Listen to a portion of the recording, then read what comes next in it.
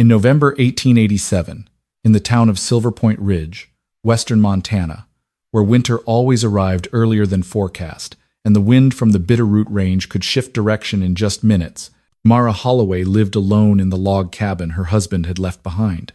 The people in the area could not quite describe her, not exactly quiet, not exactly distant, just a different kind of attention, slow, deep, precise, as if she were measuring the world with her eyes. Mara spent most of her time observing how steam rose from the cold ground, how frost formed a thin layer before the temperature dropped a few more degrees, how wind currents bent when they struck the mountainside. That was not a hobby. It was a survival method. Since the avalanche that took her husband 4 years earlier, Mara understood that nature always sent signals before striking. People simply lacked the patience to see them. Flint, her old mountain mix dog, followed her like a shadow, as silent as its owner. Its ears reacted to tiny changes in the air, increasing wind speed, thickening humidity, the compression of air before a sudden cold front. Mara trusted those variations more than any warning from the town. Every day, she went to Blue Veil Falls, where the sound of falling water did not mask the rules but exposed them. The shift in frequency of the sound as flow increased, the vibration of the rock face as water pressure changed, the chill of the air in front of and behind the cascade. To others, the place was noisy and dangerous. To Mara, it was the only natural laboratory that told the truth. In Montana, the survivor is not the strongest, but the one who can read the signals. And no one in Silver Point Ridge read them as clearly as Mara Holloway. Mara did not seek peace at the falls. She sought truth. 4 years earlier, at the end of March 1883, when the temperature in Silver Point Ridge rose from 12 degrees Fahrenheit to nearly 30 degrees Fahrenheit in just 2 days, a rise sufficient to destabilize the snowpack on the Bitterroot slopes. Luke Holloway, Mara's husband, died in an unexpected avalanche. The villagers only remembered the brutal cold that returned afterward, but Mara remembered the moment right before the disaster. The wind suddenly shifted from west to north, the air compressed sharply, the ground trembled lightly underfoot, signs that a mass of snow was detaching from the steep slope. She wondered why the avalanche occurred out of season, when the snowpack had not yet reached the usual danger threshold. Why the sound of the wind changed frequency just seconds before the snow released. Why certain rock crevices in the canyon maintained temperatures around 38, 40 degrees Fahrenheit, while adjacent surfaces stayed below 20 degrees Fahrenheit. Those questions became the only thread that allowed her to understand what others overlooked. Nature always sends signals before it strikes, but people do not observe long enough to notice. After Luke's death, Mara began recording hourly wind changes, morning humidity, rock freezing levels during each cold snap, as if retracing the warning nature had sent too late. Grief made her see the world through a different measurement.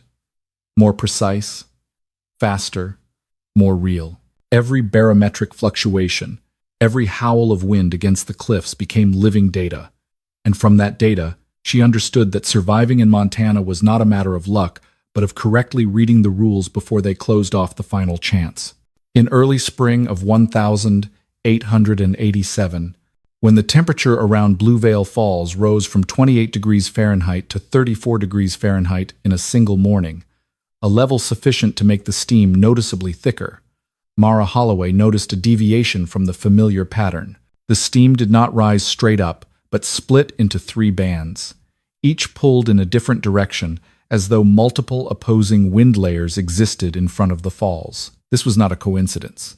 It signaled an instability point in the canyon's wind system. Mara moved closer, following the damp rock edge and observing the dark moss to gauge water adhesion. Humidity changed with each step she took, a sign that the falling water did not press fully against the entire rock surface but was lifted at certain points. When she reached the natural concave section of the wall, Mara suddenly saw that behind the water curtain lay a hollow space, much drier than in all the years she had observed from outside. As she stepped in, the sound changed instantly. The roar of water dropped to a flat, even tone, like rain falling from very far away. That was the sign of a sudden pressure drop. The falling water had neutralized most of the wind energy before it reached the inner wall. Mara took a deep breath. The air was so stable she could not feel any wind strong enough to stir her coat. Meanwhile, Flint entered ahead of her, walking confidently, without hesitation, as if its mountain instinct told it this was an area where wind had been defeated. Mara needed little experimentation to understand what was happening. She lit a match and held it level with her face. The flames stood almost still, flickering only slightly with the air's minor oscillations. This was impossible at the elevation of Blue Vale, where daytime average wind always reached 15-20 miles per hour. Mara continued observing color changes on the rock surface. Dry areas retained their color longer than spots swept by steam, proving there were spaces where vapor could not penetrate. That meant, if a person or object were placed in that position, they would avoid direct wind and significantly reduce heat loss. She crouched and touched the stone floor. The temperature was not high, but it was at least 6-8 degrees Fahrenheit more stable than outside, showing the rock wall retained considerable heat despite the falling water right beside it. Mara's heart rate rose not from surprise but from the clarity of the rule. This rock hollow was not an accidental shelter. It was a natural equilibrium point where wind was bent, sound was silenced, and heat was retained longer due to reduced air circulation. As she turned back toward the entrance, she noticed how water droplets were deflected at a very narrow angle, about 15 degrees, before falling to the floor. That very stability proved the water curtain acted as a dynamic shield, dispersing wind energy in multiple directions before it reached the interior space. All these elements converged into a single, simple question powerful enough to change her entire thinking about survival in Montana. If nature had already created a place that bent wind, silenced sound, and retained heat better than most log cabins in the valley, why not turn it into a real shelter, a structure capable of surviving when blizzards exceeded predictions? The idea of a cabin built right behind the falls, something others would call madness, emerged right there. Mara placed her hand on the wide rock, forming the hollow, and felt the steady vibration from the falling water in front, then silently thought that if people did not pause to observe, nature would continue speaking in languages only the stones still had the patience to hear. The early winter road maintenance meeting in Silver Point Ridge took place in the town's log hall, where the smell of stove smoke mixed with the lingering snow vapor on the coats of men just back from the forest. Mara Holloway sat in the back row, silent as usual, until the district head asked if there were any further suggestions for this year's storm preparations. Mara stood up, her voice not loud but clear enough to make the room fall instantly quiet. I plan to build a cabin behind Blue Vale Falls. 3 seconds of silence stretched as if binding the air, then laughter exploded throughout the room. One man slapped his knee in hysterics. Waterfalls aren't shelters, they're drowning places. Another chimed in. You're going to fight winter with water? A different voice rose, full of pity and sarcasm. A widow's mind wanders, I suppose.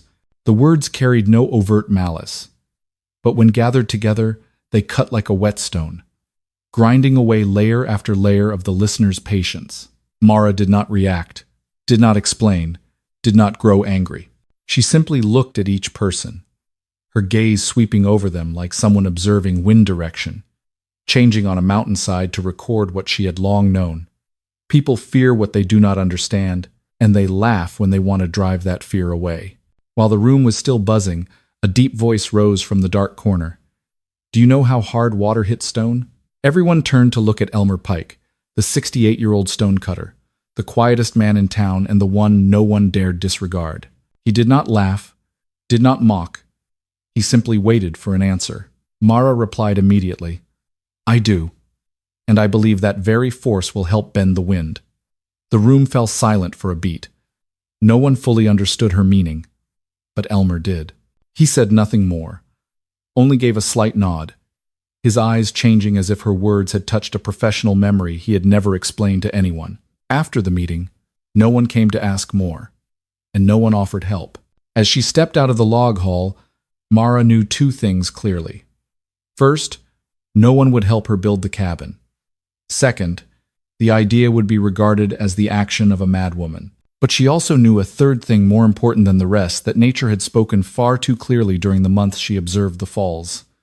The area behind Blue Vale was not a barren rock cave, but an equilibrium point created by wind and water themselves, a shelter no one had yet been patient enough to recognize.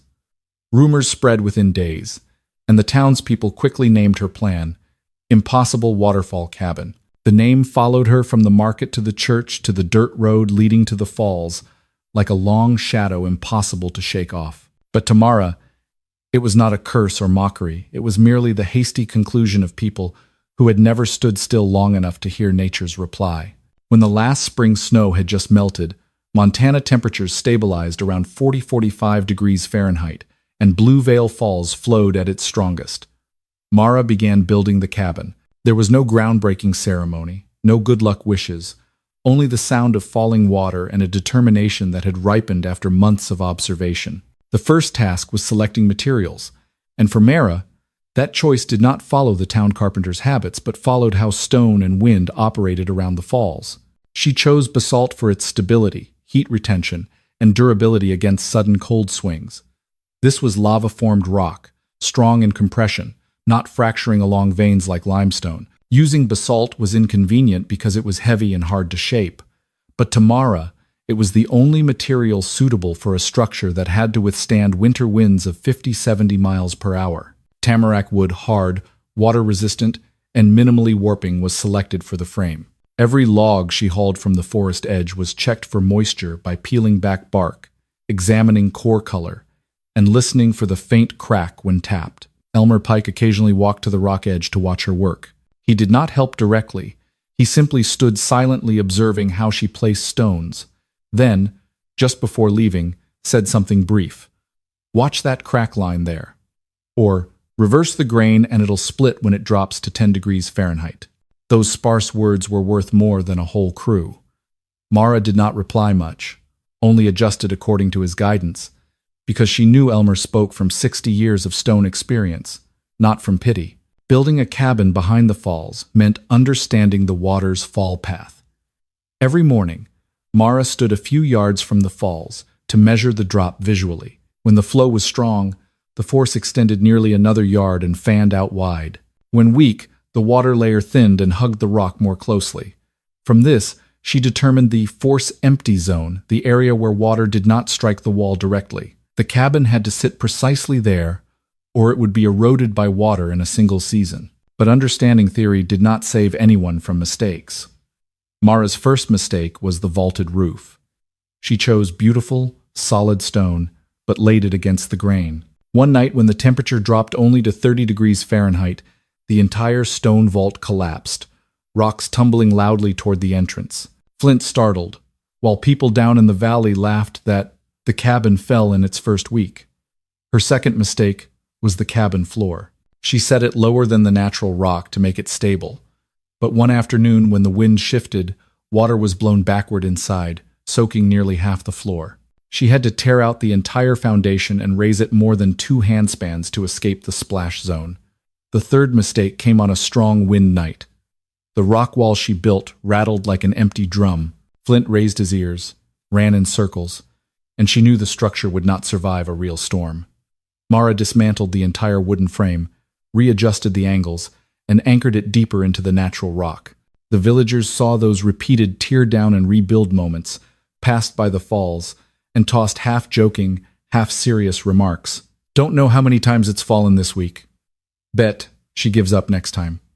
Some pitied her, saying she should go home, should take on easier work.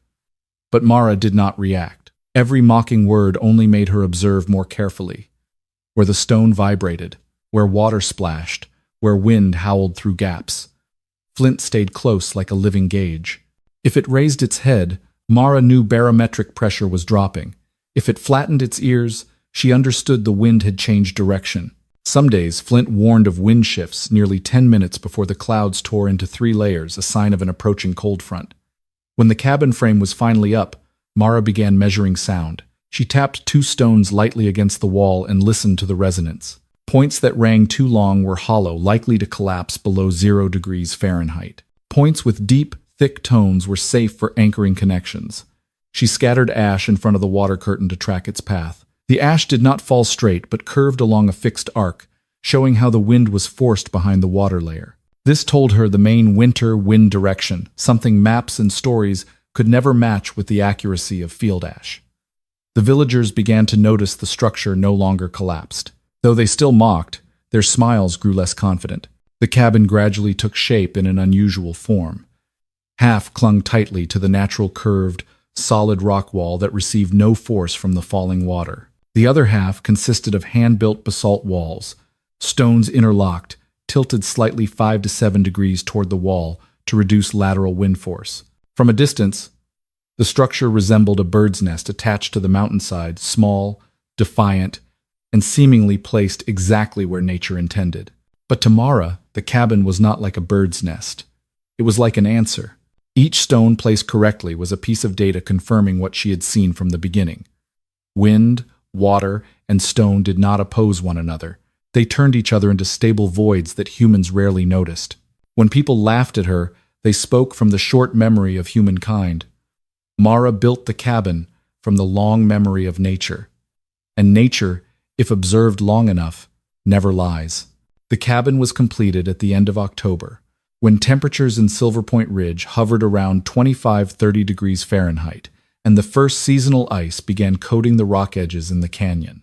After months of trial, error, and rebuilding, the final structure stood firm behind the falling curtain of Blue Veil Falls, small, compact, solid, with its curved stone portion embracing the wall as though the cabin had grown out of the mountain itself. The water fell about 3 feet from the wall, close enough to create a dynamic shield that weakened the wind, yet far enough that droplets did not touch the roof or walls.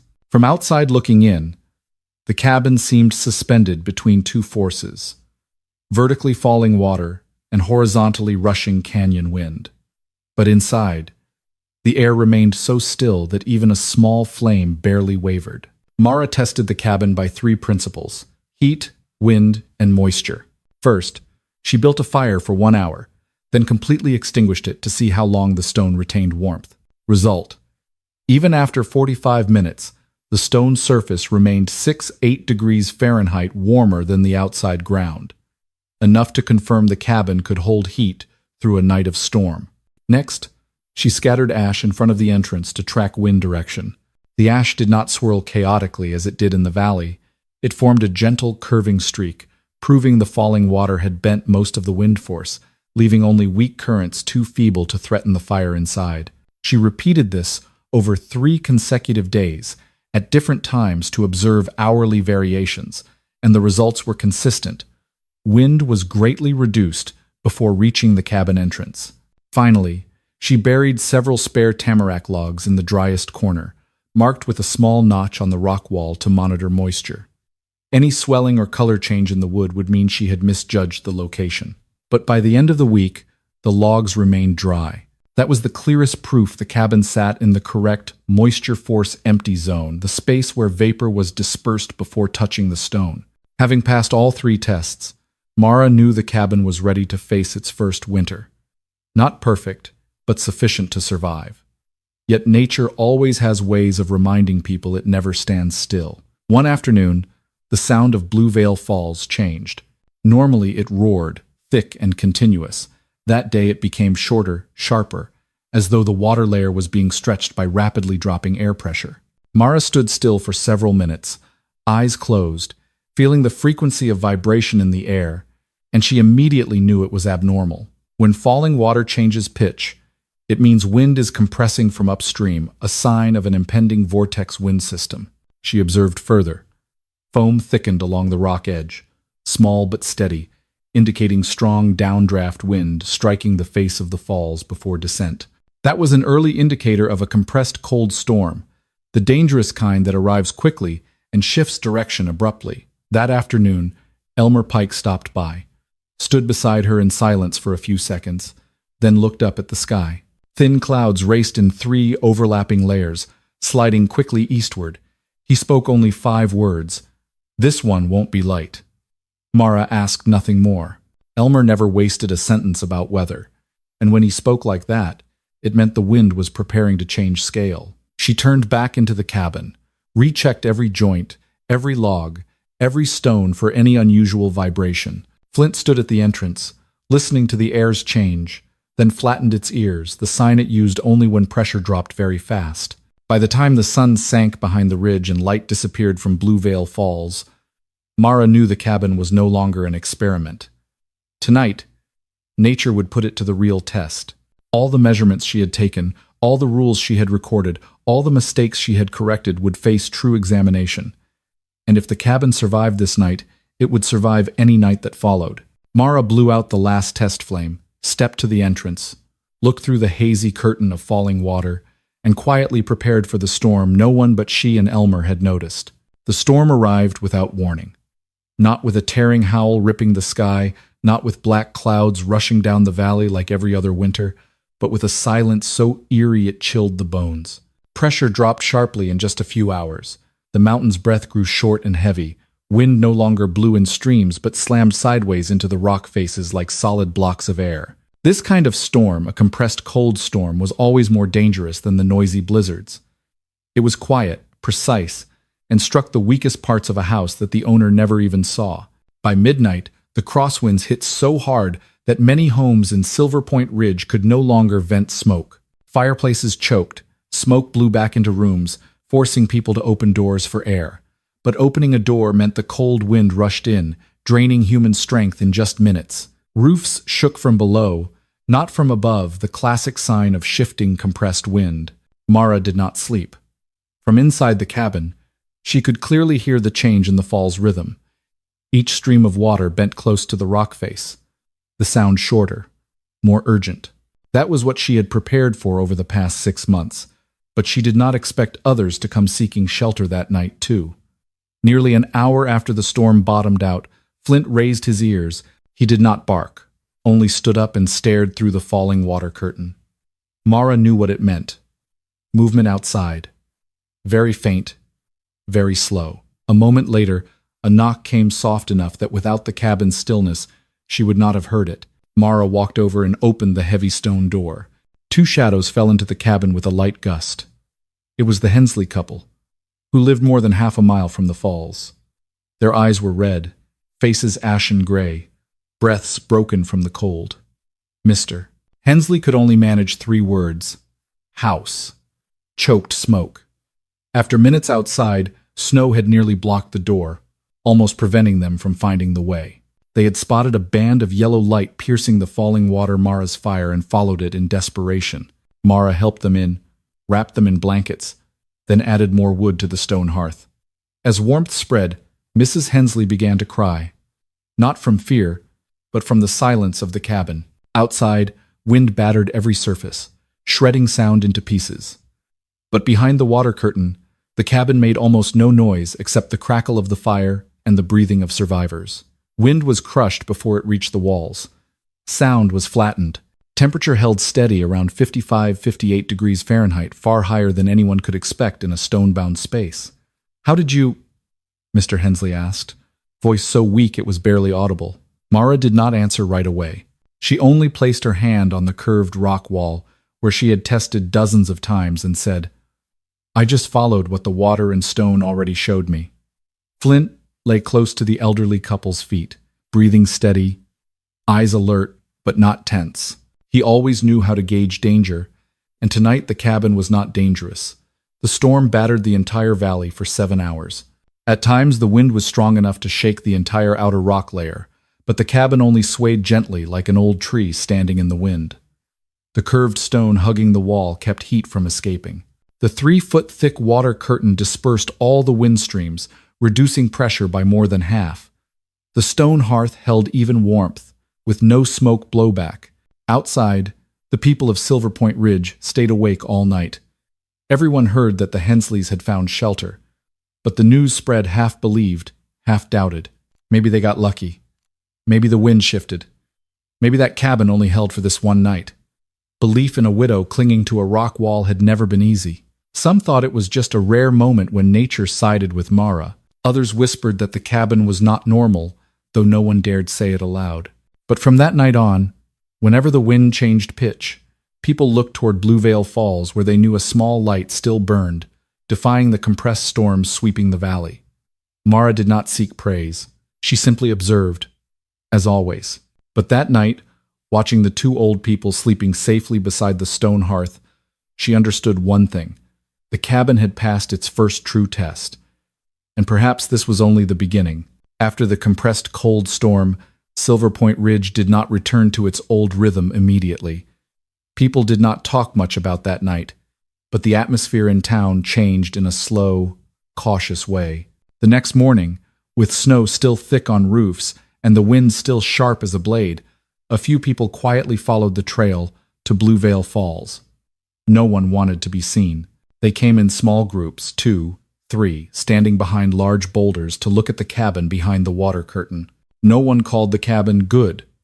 No one called it impressive. They just stood there, half believing, half doubting, watching the thick falling water while the cabin remained standing after a ferocious night. Some said, maybe the storm veered off. Others replied, maybe just luck. But no one denied one fact. The cabin still stood, and the firelight was still inside. Caleb Dorn arrived later than the others. The famously conservative carpenter, who for 30 years had trusted only traditional wooden frames and roof angles passed down from generations, did not mock Mara like others had, but he had once said bluntly, water is not man's ally. That morning he stood a long time at the rock edge. No praise, no criticism. He simply looked at the cabin as if reading a blueprint written in a language he had never learned. He studied the slope of the stone roof, the recessed position of the door, the way vapor from the cabin escaped without being blown back. His eyes changed once not doubt, but a silent acknowledgement that this structure could not be mere chance. Yet Caleb turned away without saying a word. Back in town, he kept his face as closed as stone. Still, from that day on, he often looked toward the falls whenever the wind shifted. Inside the cabin, Flint changed too. The dog that once followed Mara on every steep trail, that heard wind changes before she did, now began to slow. Mornings it rose with difficulty. Afternoons it slept so deeply Mara had to touch its shoulder to make it open its eyes. During the storm night, Flint had stayed alert every minute, but afterward it tired as though it had used up the last of its remaining strength. Mara recognized what she did not want to name. Flint's age had reached its end. Not illness, just time. It still followed her to the falls every day, still raised its head when the water's sound changed, but its legs had lost their old steadiness. Whenever it tired, Mara sat beside it, hand on the coat gradually thinning, and she understood that the town's changes, hesitation, glances toward the cabin would also pass with time, just like Flint. The aftermath left many things: broken roofs, fallen fences, whispered stories at the market. But the biggest change was the town's silence when mentioning the cabin. No one laughed anymore. No one called it foolish. But no one yet had the courage to call it right. Silver Point Ridge stood on the boundary between doubt and recognition, and like Flint, they were stepping into a phase even they did not fully understand. Mara was not in a hurry. The truth of wind and stone always arrives last. The second storm came on an afternoon that seemed perfectly calm, no gathering clouds, no howling wind, no familiar signs Montanans usually relied on to predict weather. In just 3 hours, the temperature plunged straight from 15 degrees Fahrenheit to negative 35 degrees Fahrenheit, the kind of drop old hunters called not winter cold, but the sky switching off. Wind spun in vertical coils, striking roofs from below, cracking already weakened wood from the first storm like nutshells. Ice formed thick layers on rooftops, heavy enough that many cabin roofs collapsed with a single crack, and those inside barely had time to run toward the door before fireplace smoke flooded back in. In Silver Point Ridge, chaos spread faster than the wind. Chimneys choked, smoke reversed, leaving families coughing, eyes burning, thinking their houses were on fire.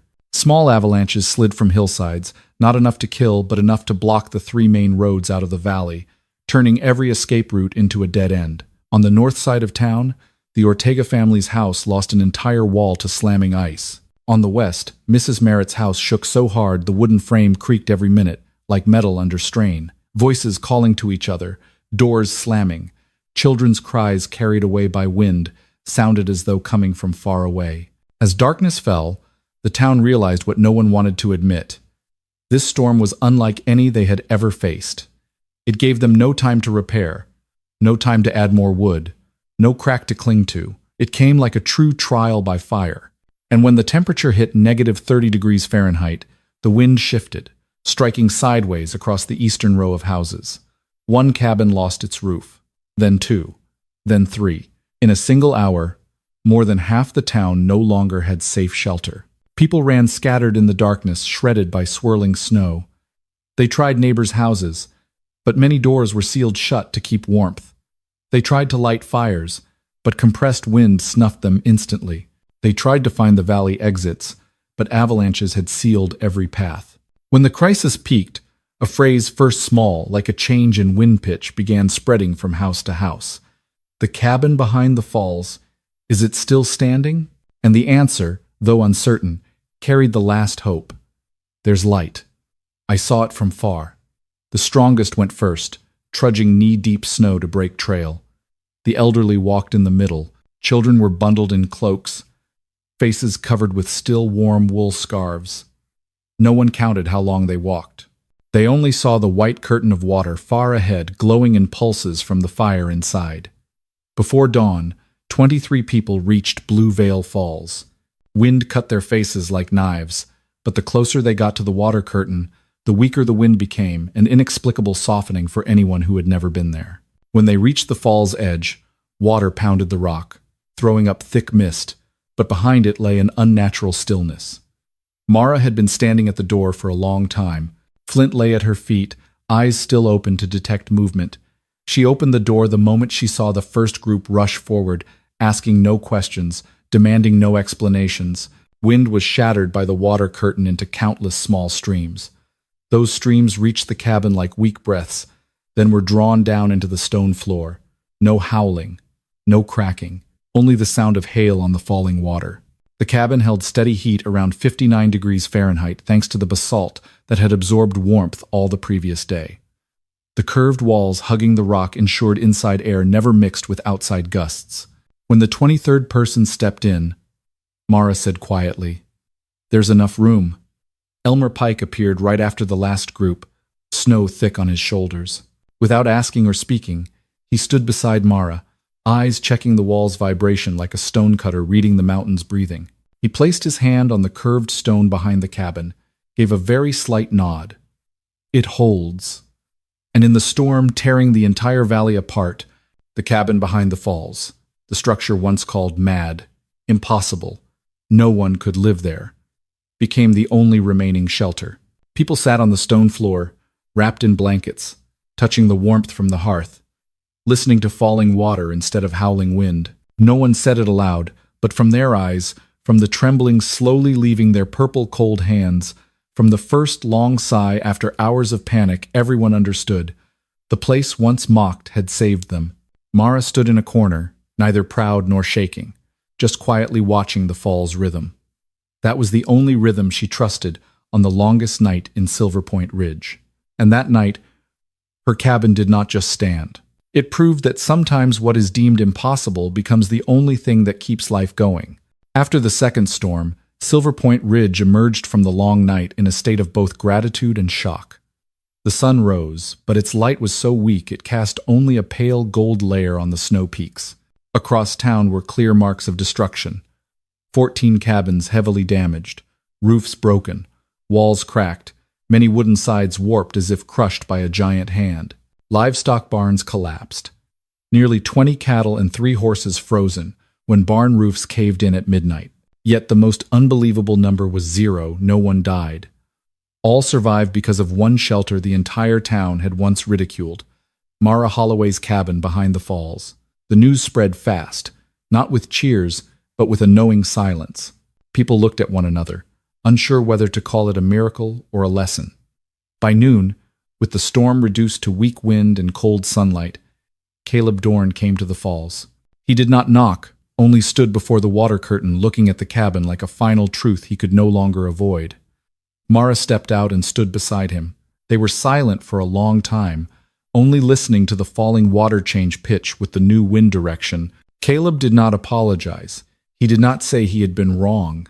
He did not say she had been right. He only asked one simple question, heavy as stone. Why does the wind lose force after the water curtain? Mara answered with what she had observed for years, without exaggeration, without complication. Compressed wind hitting the water curtain is dispersed into many small streams. Wind energy is broken into countless moving particles. Moisture increases air density, breaking the wind's continuity. It can't concentrate enough to harm anything behind, she said. Caleb listened, nodding very slowly, as if fitting each word into his mind. It was the highest acknowledgement he had ever given anyone. But that quiet moment did not last. That same afternoon, Flint, the dog that had followed Mara since she lived on the old ranch with Luke, lay down beside a large boulder next to the cabin and did not rise again. No injury, no illness, just exhaustion after a long night of vigilance. Mara sat beside him, hand on the coat faded by years, listening to his final breaths blend with the falls. No tears, no lament, just an absolute stillness, the way nature bids farewell to a creature that has fulfilled its role. Mara buried Flint right behind the stone vault, where he used to lie watching, where vapor rose gently and the ground stayed a few degrees warmer than outside. She placed a flat stone slab over him, no name carved, only a small piece of wood he once chewed. His passing made the cabin feel empty in its own way, not lacking safety, but lacking the breath of a friend who listened to nature the way she did. In the days that followed, the people of Silver Point Ridge began repairing their homes. But this time, they did not repair the old way. They asked one another, which direction is the strongest wind? Where does snow accumulate? Where does low ground trap cold? Roofs were made steeper to shed ice. Cabin walls were angled slightly to avoid vortex winds. Livestock was moved to barns with thicker stone walls.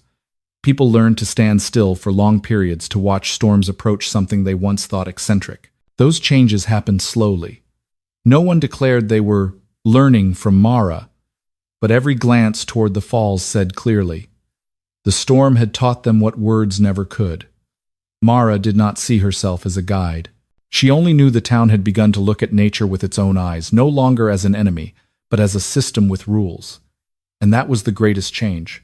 She stood before the cabin, hearing the falls change pitch gently as wind shifted, knowing Silver Point Ridge was relearning from the beginning, learning to live in rhythm with land, water, wind, and learning from their own mistakes. The cabin behind the falls quickly outgrew its role as mere shelter. When spring arrived, Blue Veil Falls flowed more gently, steam thinned, and light pierced through, creating shimmering bands on the rock walls. Children began coming to Mara to learn things adults never thought needed learning. They sat in rows on the warm stone floor, listening as she showed them how to read the curve of the water curtain, how to spot wind shifts by watching drifting ash or the tone of the falls.